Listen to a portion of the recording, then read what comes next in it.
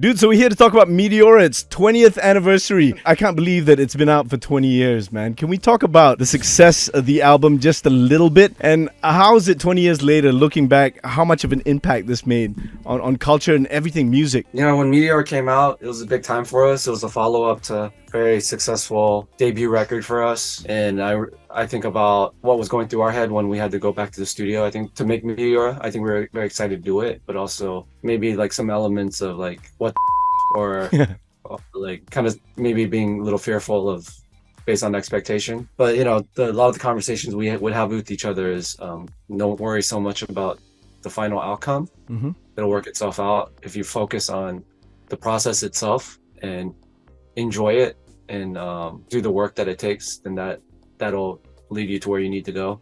Yeah, and then you'll see a lot of themes of work in progress and enjoying the journey that we incorporated in the artwork itself. With the artwork, it's a four of us working on a mural, but the way we documented it was about the mural itself was a little bit of a background image, but it was more about what it took to create the mural. Wow. And that was our approach to making the record. Right. When you do that, you know, you hold on to some things that are working, but also embrace experimentation, trying new things out. So that's what I enjoy about this 20th anniversary box set.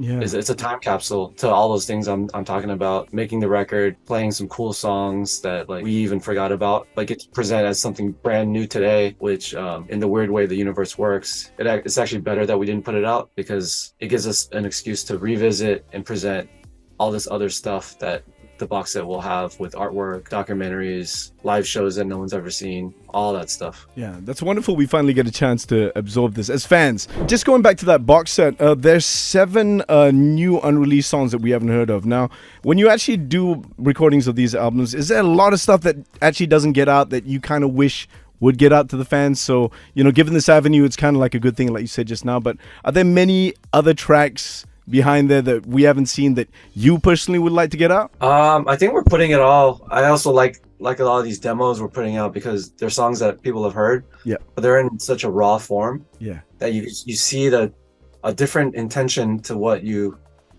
perceive as the final outcome. Right. And it's just like it's almost like this weird remix. Like there's some aspects of some of it that are better, or just different. It just brings me down. Like when I hear like all those nuances, it brings my memory back of like when we're actually making it. Dude, who actually gets the final decision? Is it completely a group thing, or is there someone that says, nope, we're keeping that and we're gonna go with this direction? It's me. That's you? No. Everything's pretty democratic in the band. You know, like we sometimes we just have so much stuff going on that we actually create like scoring systems. Right. Really? Like so like say we have 30 pieces of music, but it's impossible to work on all 30. So like we're like, okay, let's see the top 10. Okay, which of those top 10 that we like the most can we just like leave alone for now and revisit, and then which ones need more development. So we create, depending on how things are going, we create little systems like that, which I think allows for output. You know, you can't just like make something that you think is great and just say, okay, I'm done. You just gotta like keep working and get the bad ideas out and let the good ones just continually flow out. Like it'll be like, say day one, you create something awesome, say, okay, this is the best thing I've ever made. And then you kind of like slow it down from there, but then you might miss more opportunities to create other stuff. And then I think that's why we have like so much extra material. Yeah, and I'm glad that we're going to be able to hear a little bit of that. That's really cool. I would be doing injustice to all the fans that want to hear about Numb. It's one of the greatest rock songs ever written. What was it like recording it? Did you have any idea that this song was going to be as big as it is until today? Yeah, I mean, I think when you have like a song like that, like the riff, in that case it was like a piano riff, it lends itself to a great melody on top of it, and sometimes it can unfold like really quickly and nicely. And you know, when you have the right combination of elements, it kind of feels like magic, you know. And that was for sure one of those moments in the studio where it's like, okay, this is turning out pretty good, like, and then it like makes you like turn up the notch and making other songs aspire to rise up to the occasion. Right. So it was pretty smooth sailing when you were writing the song. You kind of knew that was, you know, this is a good direction.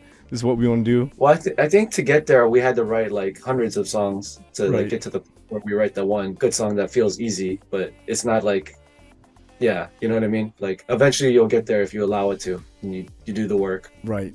Dude, lastly, actually, anything you want to say to the Malaysian fans who I'm pretty sure contributed to the success of the album for sure? A lot of people love you guys here. Can you give a message out to the Malaysians? Yeah, we came out to Malaysia pretty early on in our career, and it's definitely a place that we revisited and wanna go again. And it's just I think Malaysia is one of those places that touched our hearts. You know, when we started on Hybrid Theory, we never left the country, you know, let alone performed anywhere else. And then also we get to go to Europe, Central America, South America, all over Asia, particularly Southeast Asia. The world is a lot bigger than our backyard, you know, and it's a place that we need to take care of and do together.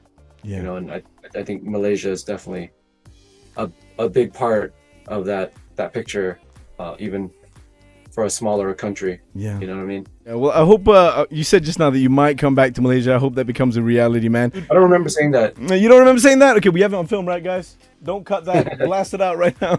Joe, okay, just a simple one. Why should people go out and get the limited box set? That's the one that comes with the most bells and whistles. Well, it's limited, so we're only gonna make so many. But I would say don't get it. Like, I would encourage people not to get it unless you like love the band, because then you'll get it and you'll get a lot more from it. Like if all you care about is like, oh, like In the End is my favorite song and that's all I care about, then don't get it. Just don't get it.